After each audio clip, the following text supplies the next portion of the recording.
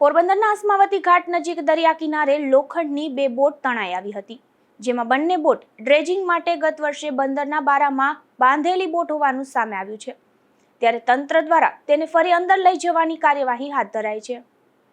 પોરબંદરના અસ્માવતી ઘાટ નજીક દરિયા કાંઠે બપોર બાદ લોખંડની જૂની બે ભંગાર હાલતમાં ફેરવાયેલી બોટ તણાઈ આવી હતી, જેમાં કોઈ પણ રજિસ્ટ્રેશન નંબર કે નામ વગરની આ બોટ અંગે સોશિયલ મીડિયામાં વિવિધ અફવા ફેલાઈ હતી, જેથી પોલીસ પણ દોડતી થઈ હતી અને આ અંગે જાણ થતા માછીમાર આગેવાનો પણ ઘાટ ખાતે દોડી ગયા હતા અને તપાસ હાથ ધરતા આ ડ્રેજિંગની બોટો હોવાનું સામે આવ્યું હતું।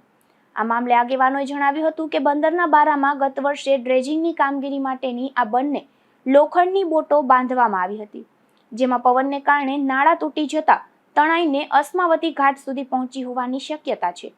એસઓજી પીએસઆઈ પીડી જાદવે પણ જણાવ્યું હતું કે તપાસ હાથ ધરતા બંને બોટો ડ્રેજિંગની હોવાનું સામે આવ્યું છે અને દોરડું તૂટતા તણાઈને આવી પહોંચી હોવાનું સામે આવ્યું છે। જો કે તંત્ર દ્વારા તેને ફરી અંદર લઈ જવાની કાર્યવાહી હાથ ધરાઈ છે।